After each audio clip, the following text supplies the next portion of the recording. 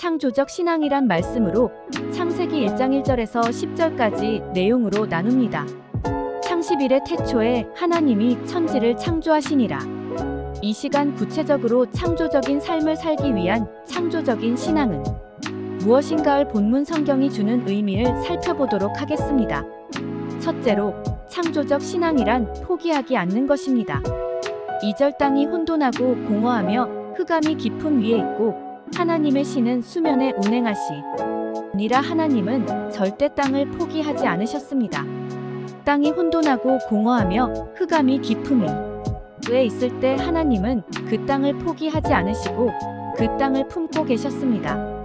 하나님의 신은 수면에 운행하시니라고 말씀하셨는데 이 말씀은 하나님께서 땅을 품고 계신 모습입니다.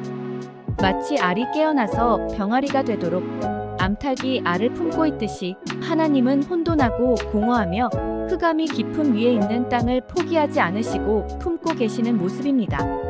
그러므로 창조적인 신앙은 절망과 어둠 속에서도 소망을 바라보는 것입니다. 저녁이 되고 아침이 되니 이는 첫째 날이니라.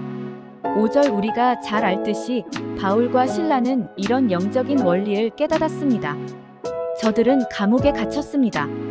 인생의 밤을 만난 것입니다.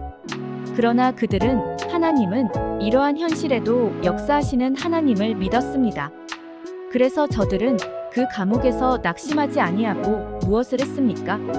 저들은 기도하고 찬송을 했습니다.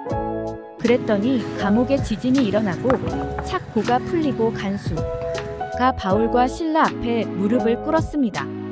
그렇습니다. 창조적인 신앙은 창조적인 일을 만드는 것입니다.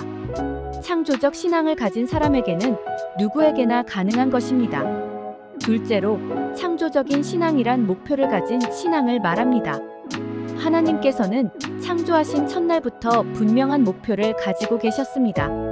그래서 하나님께서 세우신 청사진대로 빛을 만드시고 다음으로 궁창을 만드시고 식물을, 동물을 그리고 우리 사람을 만드셨습니다.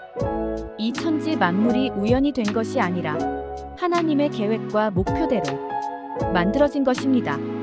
그러기에 태양이 매일 1년 365일 수천 년을 뜨고 져도 아무 이상이 없는 것입니다. 여호수아와 갈렙은 그런 중에도 끝까지 목표를 잃지 않고 살았습니다. 그래서 목표를 잃지 않은 저들만이 가나안 땅에 들어갈 수 있었던 것입니다. 미국의 유명한 로즈미드 심리대학원의 이스트블록 교수는 학생들에게 재미있는 실험을 했습니다. 졸업반 학생들 255명에게 하얀 종이를 주면서 이런 말을 했습니다. 여러분의 마음속에 있는 소원을 이 종이 위에 적어보시기 바랍니다. 그리고 그것을 10분 동안 머리에 그려보시기 바랍니다. 그래서 학생들은 자기 마음속에 있는 소원들을 종이에 적고 또 마음에 그려보았습니까? 그런데 그 중에 좀 똑똑하거나 삐뚤어진 학생들도 있었습니다. 그래서 45명은 종이에 소원을 적는다고 그것이 이루어지나 하고는 소원을 적지 않았습니다. 그런데 그 후 3년이 지났습니다. 이스트브록 교수는 그 졸업생들을 대상으로 다시 조사를 해보았습니다. 그런데 놀라운 결과가 나타났습니다. 소원을 종이에 써서 냈던 학생들 210명 중 191명이 자기의 소원했던 목표를 이룰 수가 있었다는 것입니다. 좋은 직장을 소원했던 학생은 좋은 직장을 얻었습니다. 사랑하던 애인을 원했던 학생은 사랑하는 애인을 얻을 수 있었습니다. 박사 학위를 썼던 사람은 박사가 되어 있었습니다. 그런데 놀랍게도 소원을 쓰지 않았던 45명의 학생들 중에는 7명이 아무 일도 하지 않는 실직자였으며 8명이 교도소에 갔다 온 전과를 지니게 되었고 2명이 죽고 말았습니다. 시편 81편 10절에 이런 말씀이 있습니다. 내 입을 넓게 열라.